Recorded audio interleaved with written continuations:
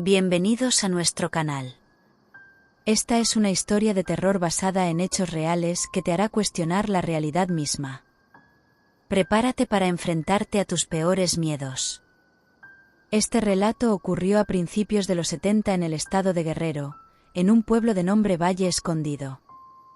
En esos tiempos había una cantina pequeña casi a las orillas del lugar, muy cerca de la carretera principal. Ahí trabajaban las chicas más lindas de la zona, todas ellas procedentes de la Sierra de Guerrero con ojos de color y rubias. A este antro llegaba mucha gente incluyendo policías y militares. Esta cantina era muy popular. Cierta noche lluviosa por ahí de las 10 de la noche tenía pocos clientes y estaban por cerrar. Llovía muy fuerte y con muchos relámpagos, y el aire soplaba sin piedad. Pero de pronto la puerta se abrió de un golpe y todos vieron a un señor que estaba parado frente a esta. Después de unos segundos y pasado el susto por el ruido, una de las chicas le dijo al extraño que ya iban a cerrar. El señor, sin decir una palabra, entró muy lentamente y se detuvo frente a la chica que le habló. Este tipo traía puestas botas de cuero altas hasta la rodilla, muy relucientes y limpias a pesar de que afuera había lodo, pero aún así estaban completamente limpias. Vestía pantalón vaquero, cinto de cuero, camisa de manga larga, sombrero, botas y todo de color negro, salvo la hebilla y los botones de la camisa que eran de oro. Además no parecía estar mojado por la lluvia, era muy alto y delgado y de piel blanca y traía un látigo enredado a la cintura. Este extraño imponía respeto y miedo por su presencia, todos estaban nerviosos y asustados por este desconocido. La chica que antes la habló le volvió a decir con voz temerosa que estaban a punto de cerrar, a lo que él respondió que la había escuchado la primera vez.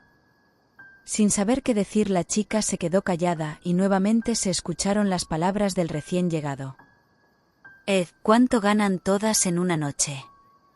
Incluyendo la dueña con todo y negocio. Sin saber qué decir, fueron a buscar a la dueña del negocio, de quien omitiré el nombre y me referiré a ella como la gerente. Al entrar, la dueña del salón vio a este extraño personaje parado viendo los pocos clientes que aún se encontraban en el lugar, quienes apresurados tomaban sus tragos ya para retirarse. Después de unos segundos de observarlo, ésta le dice: buenas noches, señor, bienvenido, pero discúlpenos, estamos a punto de cerrar. El visitante le contesta: sí, quiero que cierres por esta noche y que se retiren estos señores, pero seguirás trabajando hasta la madrugada. Quiero que me atiendan tú y tus mujeres durante este tiempo y te pagaré muy bien. Todo esto mientras demostraba unas monedas de oro que le dio como adelanto. La gerente y las chicas, al ver el dinero, se animaron a atender al desconocido y, obedeciendo sus órdenes, despidieron a los clientes, que salieron sin decir palabra alguna y cerraron la puerta. Hasta aquí lo que esos clientes comentan. Después de que ellos se fueron ya no se supo nada, por lo que a continuación les diré el relato de una de las chicas que se quedó esa noche. Y esto se supo mucho tiempo después. Nadie de ellas quería decir nada, ya que 3 de sus compañeras se suicidaron pasados unos días después de esa noche. Por su parte, la gerente nunca dijo nada y evadía las preguntas y se ponía muy mal cuando le preguntaban al respecto. Le entraba un miedo tremendo al recordar esa noche, ya que fue la última vez que funcionó esa cantina, ya que la cerró para siempre y se dedicó a trabajar en otras cosas. El relato de esta chica es el siguiente. Esa noche, después de cerrar la cantina, nos quedamos a solas con el extraño. Él nos pedía bebidas de las más caras y por cada bebida nos pagaba con monedas de oro a todas. Formábamos una fila y nos daba 3 monedas de oro a cada una. Éramos en total 11 mujeres, incluyendo a la gerente. También por cada pieza que bailaba nos daba lo mismo a todas. Pero su condición fue que todo el dinero que nos pagara lo depositáramos en una de las ollas grandes de barro que estaban ahí. Eran 4 ollas en total y hacia el final nos repartiríamos en partes iguales el dinero.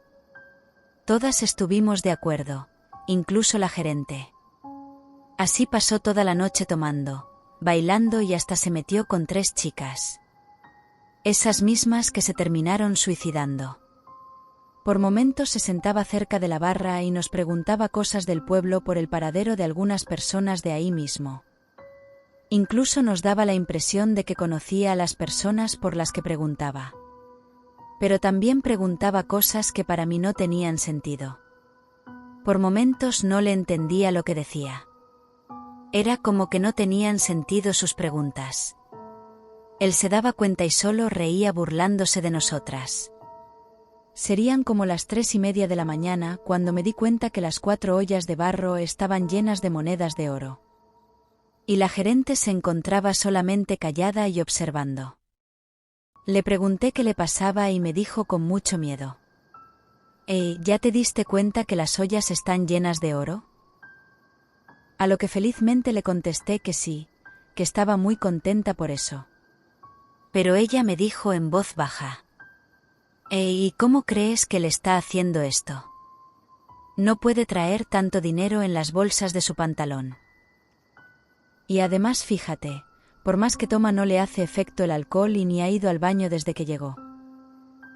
Esto me llenó de terror. No sabía quién era él y yo le dije a la gerente que era cierto.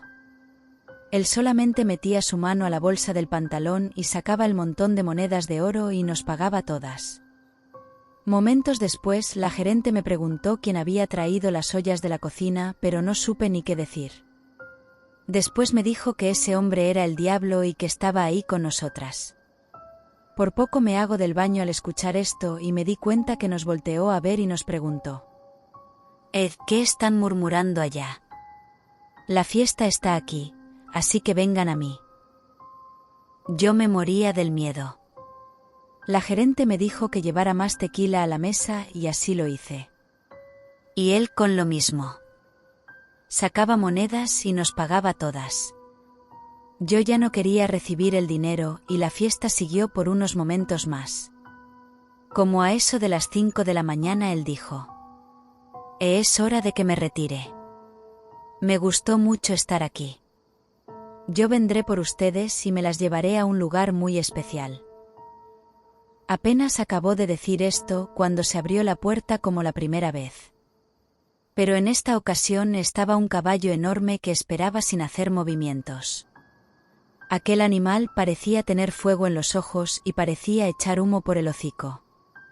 Después se empezó a oler azufre y el extraño se levantó y dijo: recuerden que vendré por ustedes. Ya son mías.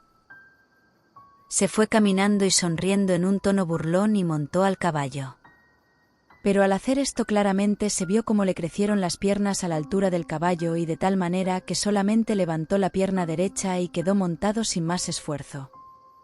Después el caballo salió galopando a una velocidad increíblemente rápida y nos dimos cuenta que los cascos del caballo sacaron chispas al iniciar la carrera. Solo nos quedamos calladas paradas en la puerta viendo cómo se alejaba aquel jinete y se perdía en la oscuridad total. Rompiendo el silencio, la gerente nos dijo: chicas, están muy tomadas y cansadas. Quédense aquí a dormir y así cuando se levante nos repartiremos todo el dinero. Mis compañeras y yo estábamos muertas por el miedo a causa de lo que presenciamos. No queríamos salir a la calle y aceptamos dormir ahí con la gerente. Como a eso de la 1 de la tarde escuché que se despertaba y yo también me levanté. Las 3 chicas con las que se metió aquel hombre decían que no pudieron dormir y que se sentían muy mal. Que solamente querían la parte de su dinero e irse a su casa para atenderse. Todas nos reunimos enfrente de las ollas para sacar el dinero, pero nos dimos cuenta de que no había monedas de oro ahí dentro. Lo único que encontramos fue excremento de caballo y ese olor horrible a azufre que salía de todas las ollas. Al ver eso nos aterrorizamos y comenzamos a llorar, a gritar y algunas a rezar. La gerente nos confirmó a todas que era el diablo quien estuvo con nosotras y comenzó a platicar lo que ya me había dicho en la madrugada. Eso de que era mucho dinero para tenerlo en las bolsas, lo del alcohol que no hacía efecto y más cosas que ella se dio cuenta que no era normal para una persona común. Después de eso cada quien se fue a su casa y la gerente se quedó sola ya que vivía en ese lugar. Nunca volvimos a trabajar y nunca más se volvió a abrir esa cantina. Días después me di cuenta del suicidio de las chicas. Se había matado casi en los mismos días y de aquel lugar ya no se supo nada más. Mi nombre es Gabriel Torres. Pertenezco a la Fuerza Policial de la provincia de San Juan, Argentina. Siendo un elemento activo de esta profesión, me tocó vivir varios hechos incomprensibles, que dejarían a más de uno perplejo si les tocara afrontarlos. En esta noche compartiré solamente 2 vivencias que han dejado en mí una huella muy honda hasta la fecha. La primera de mis anécdotas acaeció en el año 2011. Como bien dije, soy policía y durante unos breves meses me tocó trabajar en la Unidad Especial de Patrullaje de Villanueva. Una noche, mientras estábamos patrullando en el barrio Mirador, por la frecuencia del radio escuchamos a un colega. Era el pedido urgente por una compañera policía, sin dar mayores precisiones de lo que pasaba en el lugar. Pensamos que era un enfrentamiento, así que llegamos en pocos minutos a la lamentada zona. Al arribar, encontramos una patrulla policial rodeada por una turba de gente exaltada, compuesta principalmente por los vecinos del barrio, así como la pareja de uniformados que había pedido el apoyo. Cuando le estoy preguntando a la policía si estaba bien y qué era lo que estaba ocurriendo, escuchamos una risa macabra perteneciente a una persona mayor. El origen de la misma provenía desde arriba de la copa de un árbol. Escuchar aquella carcajada horrenda me dejó anonadado. ¿Qué era eso que nos estaba acechando desde aquel árbol? En eso llegaron 2 patrullas más de apoyo. Los vecinos asustados se dispersaron para sus respectivas casas. Inmediatamente, con los reflectores de los vehículos, tratamos de dar con y comprobar qué era esa cosa. En un momento dado, las luces lograron su cometido.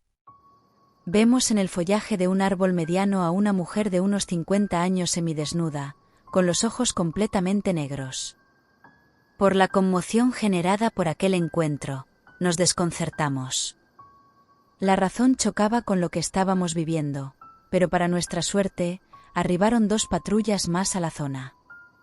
Esta señora, inmediatamente al ver más patrullas, empezó a saltar de un árbol a otro. Por más increíble que parezca, al hacerlo era como si levitara, pegaba unos brincos enormes con distancias de más de 10 metros. Los 5 móviles entonces comenzamos a perseguirla durante un buen trecho. En algunos momentos, parecía que adquiría un tono verdoso y varios de mis compañeros, aterrorizados, comenzaron a disparar con sus escopetas, pero esto parecía no hacerle daño alguno. La persecución continuó hasta un descampado en construcción, precisamente la explanada del Estadio Andino, que en esa época estaba en reconstrucción, así que se podía ingresar con mucha facilidad. Esta bruja había quedado acorralada, no tenía más árboles para escapar y estaba rodeada por 5 patrullas. El comisario Sandoval, que estaba en una de las patrullas, le dice a la señora que levante sus manos, que se debe de entregar porque está rodeada. Todos atemorizados, estábamos apuntando nuestras armas contra ella. Lo de esa noche fue algo similar a lo de una escena de un thriller policial. Esta señora levantó las manos y, teniéndola a una distancia de 10 metros, dijo algo, pero no pude llegar a entenderla. Un efectivo con mucho coraje intentó acercarse para reducirla, y es aquí les juro que esto no me lo voy a olvidar nunca. Esta cosa, o esta anciana, enfrente de nosotros se transformó en algo negro con alas muy grandes, como una especie de águila gigante. Nadie dio la orden, pero fue instintivo el tiroteo por nuestra parte. Con todo el ajetreo, esta cosa prácticamente se fue volando al oeste, donde estaban los cerros. Aun cuando la perdimos, se fue herida. Deduzco esto porque había manchas de sangre en el suelo, pero nunca entendimos a qué nos enfrentamos esa noche. Lo más triste es que rápidamente se tapó todo el asunto, aun cuando fue tratado por un diario local. Los hechos se mantuvieron en total hermetismo. Por último, los vecinos hasta el día de hoy siguen llamando al comando, ya que esta mujer sigue molestando de vez en cuando en el barrio. La segunda de mis anécdotas es aún más fresca y pasó en el mes de junio del año 2016. En ese tiempo, Trabajaba en la comisaría 10 de San Rafael, provincia de San Juan, en Argentina, y me desempeñaba como el conductor designado de una patrulla. En esta jurisdicción, me tocó vivir mi segunda experiencia sobrenatural. Una noche, nos desplazábamos con mi compañero por unos problemas entre vecinos. Para esto, debíamos de arribar a la calle Lavalle y España. Serían como las 3 de la mañana de un jueves, si no me equivoco. Junto a mi colega, nos llama poderosamente la atención que, al llegar a dicho lugar, no había nada ni nadie en la calle. Pedimos por frecuencia policial si tenían la dirección de un domicilio o algo más exacto. Al no tener datos precisos, nos retiramos de la zona. 30 minutos después, nos desplazan nuevamente al mismo lugar por un reiterado llamado del 911. Al llegar por segunda vez, vemos que la puerta de doble hoja de una vieja casona derruida estaba abierta de par en par. El interior del inmueble tenía una oscuridad plena. Nos ponemos en alerta por un posible robo domiciliario activo y pedimos apoyo para ingresar al domicilio. En eso llegó otra patrulla de la Unidad Especial de Patrullaje, por lo que, siendo 4 policías, decidimos ingresar. Una pareja se quedaría siendo guardia, mientras que la otra entraría a la casa, y nosotros fuimos los que ingresamos. Caminar ya era de por sí una odisea total, ya que había una oscuridad absoluta. El silencio solo era interrumpido por el sonido del motor de las patrullas estacionadas en la vereda de la calle. La casa estaba destrozada por dentro y había material fecal y orina por todos lados. Las paredes estaban rayadas y, al parecer, estaban manchadas de sangre seca. Recorrido el inmueble, damos con uno de los cuartos donde vemos emanar una tenue luz. Nos identificamos como policías, pero no hubo respuesta alguna. Yo abrí la puerta y me encontré con un altar. Allá había un cuadro de un ser con alas, con la cara podrida y el cuerpo totalmente negro. Alrededor de la imagen, había un montón de velas negras y cadáveres amontonados de animales putrefactos. El olor nauseabundo a carne descompuesta era muy fuerte. Con mi compañero, quedamos absortos de ese cuadro tan dantesco. Sin embargo, un ruido en el patio, similar al gruñido de un animal, nos puso en alerta. Ahí nos fuimos para verificar qué era lo que habíamos escuchado. Toda esta situación generó un miedo sin igual, logrando que tanto mi colega llevara la escopeta lista para accionar, mientras que yo iba desenfundando mi arma reglamentaria. A esta altura, no me podía sacar de la cabeza la figura del cuadro que había visto. Abrí la puerta que da al exterior y allá había una persona muy delgada de más o menos 1,90 m. Tenía el pelo corto, no tenía playera y tenía sangre seca en el torso. Se encontraba mirando a la pared de una esquina y la noche estaba despejada, así que se veía perfectamente con la luz de la luna. Me identifico de nuevo como policía. De ahí, le ordeno que levante las manos y se gire arrodillando, mirándonos a nosotros. Pero este no me responde. Se lo repito 3 veces, y al no querer cooperar ni recibir respuesta, le entrego el arma a mi compañero, me acerco cautelosamente y le pregunto cómo se llamaba. Marcelo Gutiérrez y me replicó. Me dice que además tenía mucha gente metida adentro, que los posara rápidamente porque si no los otros nos podían lastimar. Yo los poseí y entonces le pregunté, Marcelo, ¿qué es esa imagen que tienes en el cuarto? Él me contesta que no sabe ni cómo ni cuándo, pero que un día se despertó y que ya solamente se encontraba ahí. Con mi compañero pensamos que se trataba de un enfermo psiquiátrico, como tantos otros, ya que hay muchos que son expulsados por sus familias y terminan así. Procedimos a llevarlo a la patrulla para trasladarlo a la comisaría. En ese momento que caminábamos hacia la salida, escuchamos desde el cuarto que tenía el altar, una voz de una persona mayor, dejen de joder al pobre Marcelo. Ya en la vereda, solicitamos rápidamente directivas a la oficina fiscal número 5 y nos ordenaron cerrar el lugar hasta encontrar un familiar de este hombre. Dejamos esposado al sujeto en la patrulla y regresamos al inmueble en búsqueda de aquella persona que nos había hablado, pero más allá de nuestra búsqueda no encontramos a nadie. De pronto, comenzamos a escuchar que pateaban la patrulla. Era Marcelo, que se había sacado las esposas y hablaba como en otra lengua. Los otros 2 policías trataban de calmarlo, pero era en vano. En el relajo, sale un vecino y nos dice que tuviéramos cuidado, ya que él siempre se escapa de la policía. A esta altura, estaba aterrado del miedo, así que cerré rápidamente la casa y nos lo llevamos a la comisaría. Cuando llegamos, antes de abrir la puerta trasera de la patrulla, pidió ayuda. En total éramos 7 policías y abrí la puerta y le dije a Marcelo: ¿lo hacemos por las buenas o lo hacemos por las malas? Él entonces me contestó en un tono burlón: Mira, Torres, a nosotros no nos vas a intimidar con tu fierrito de juguete y tu ropita prestada. Acto seguido, se bajó tranquilo del vehículo y se sentó en una de las sillas del patio interno. De ahí, se sacó los cordones, completando toda la rutina de un detenido de manera tranquila. A los minutos del ingreso de este sujeto a la dependencia, un olor se hizo presente en el establecimiento, siendo cada vez más y más fuerte. Era un olor como a perro muerto. Lo metimos al calabozo con 3 detenidos más. Para esto, ya eran como las 4:30 de la madrugada.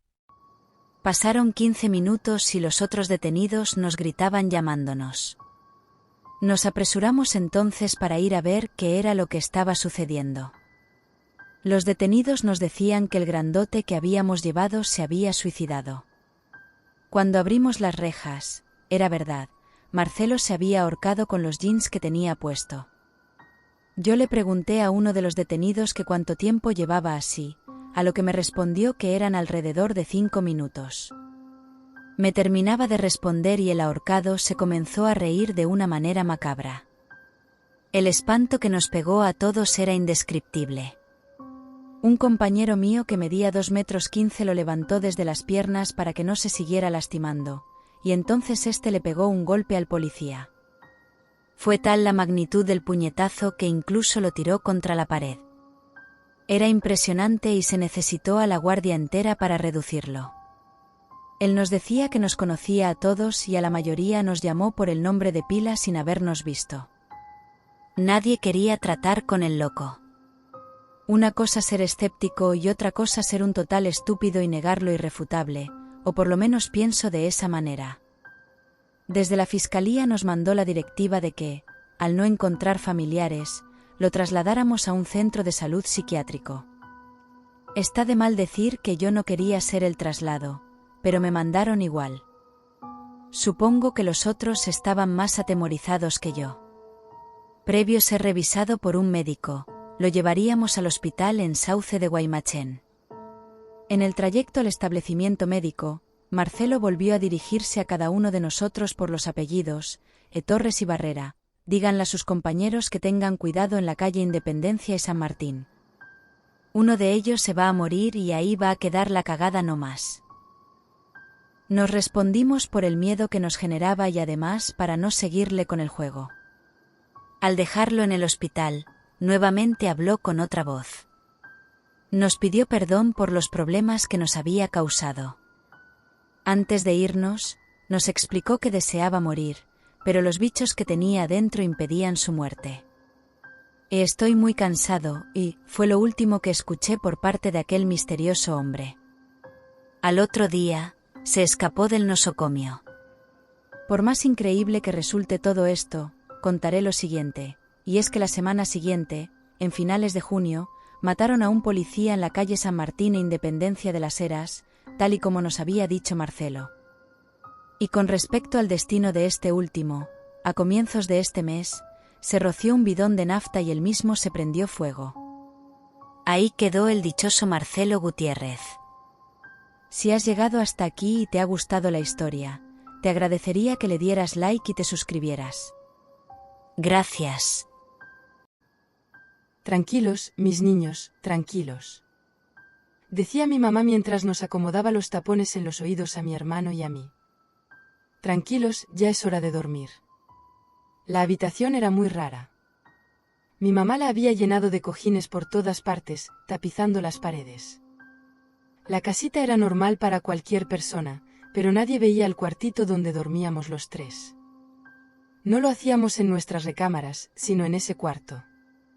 Siempre, desde que yo recordaba, aunque nunca me había preguntado por qué. Mi mamá nos decía que era por el frío. En ese pueblito en la sierra, las nevadas eran comunes en el invierno. Pronto va a regresar su papá y nos vamos a ir de aquí a la otra casa, nos decía. Verán, mi papá se había metido en problemas y tuvo que irse a Estados Unidos. A nosotros nos mandó a vivir en esta casita de su familia. La tuvimos que arreglar con ayuda de los familiares de mi papá que seguían en el pueblo. Tranquilos, mis niños, ya es hora de dormir. Nos decía mi mamá con un beso y luego salía con su lámpara en mano. Y es que mi mamá apagaba todas las luces pasadas las 7. Después de eso vivíamos a oscuras.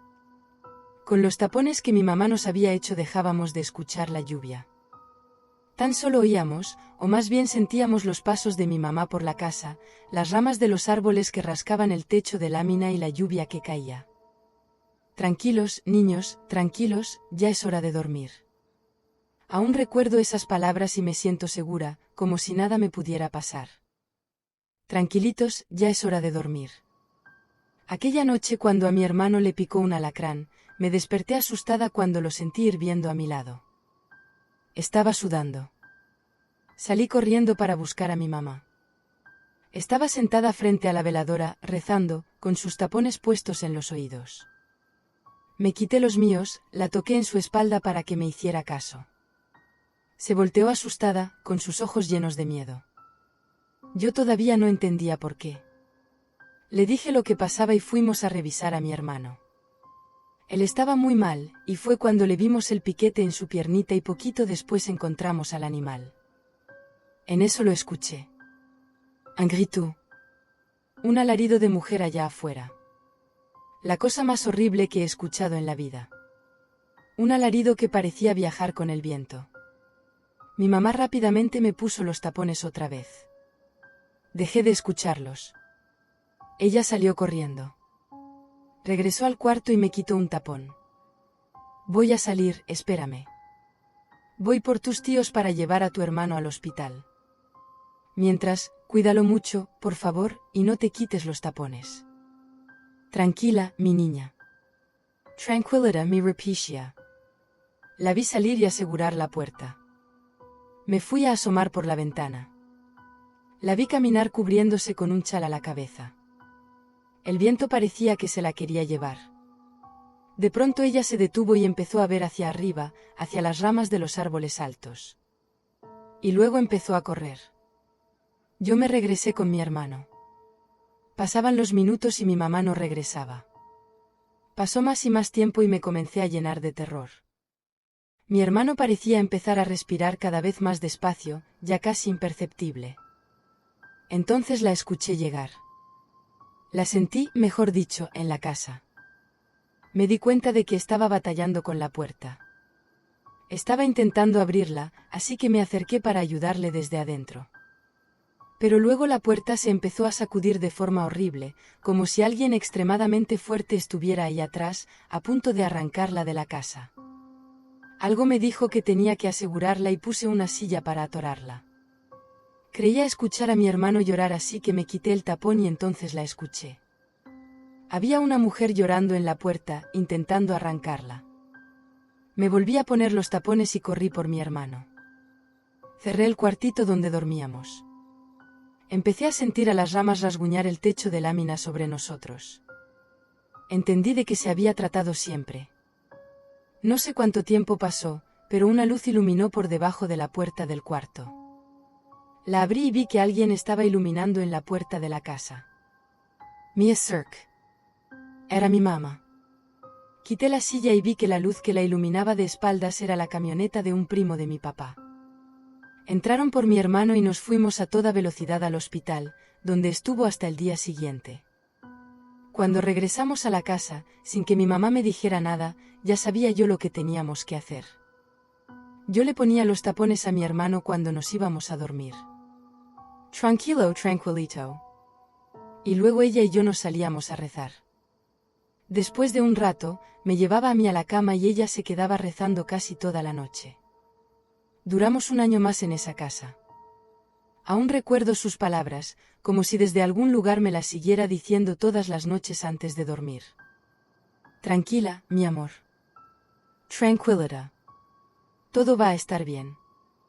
Lo está, mamá. Lo está. Un joven matrimonio se mudó a una casa cerca de un río, donde esperaban vivir felices y tranquilos. Sin embargo, pronto empezaron a escuchar por las noches unos lamentos que venían del agua, como si alguien estuviera sufriendo. Al principio, pensaron que se trataba de algún animal herido, pero luego se dieron cuenta de que era una voz humana, una voz de mujer que decía: «¡Ay, mis hijos, ¿dónde están mis hijos?». El esposo, intrigado y valiente, decidió salir una noche a investigar el origen de esos llantos. Le dijo a su esposa que no se preocupara, que él volvería pronto. Tomó una linterna y se dirigió al río, siguiendo el sonido de la voz. Al llegar a la orilla, vio una figura blanca que flotaba sobre el agua, con el cabello largo y negro cubriéndole el rostro. Era la Llorona y al verlo, le dijo con voz melancólica: «¿Eres tú, mi hijo?». El hombre, asustado, retrocedió y trató de huir, pero la Llorona lo siguió con rapidez, extendiendo sus brazos hacia él. El hombre gritó pidiendo ayuda, pero nadie lo escuchó. La Llorona lo alcanzó y lo abrazó con fuerza, ahogándolo en el río. Luego, soltó su cuerpo y siguió llorando, buscando a sus hijos perdidos. La esposa, al ver que su marido no regresaba, salió a buscarlo, pero solo encontró su linterna tirada en el suelo. Llamó a la policía y les contó lo que había pasado, pero nadie le creyó. Pensaron que su marido la había abandonado o que había tenido un accidente. La mujer, desconsolada, se quedó sola en la casa, esperando el regreso de su amado. Pero una noche, mientras dormía, escuchó unos golpes en la puerta. Se levantó y fue a abrir, pensando que era su marido. Pero al abrir la puerta, se encontró con la Llorona, que la miró con ojos de locura y le dijo: «Tú me quitaste a mi hijo, ahora yo te quito al tuyo». La mujer, aterrada, trató de cerrar la puerta, pero la Llorona la empujó y entró a la casa. La mujer corrió a la habitación de su hijo, que dormía en su cuna, y trató de protegerlo, pero la Llorona la apartó y tomó al niño en sus brazos. La mujer gritó y luchó, pero la Llorona era más fuerte. La Llorona se llevó al niño y salió de la casa, dirigiéndose al río. La mujer la siguió, pero no pudo alcanzarla. La Llorona se metió al agua con el niño y desapareció, dejando solo un eco de su llanto. La mujer, desesperada, se tiró al río, esperando morir y reunirse con su familia.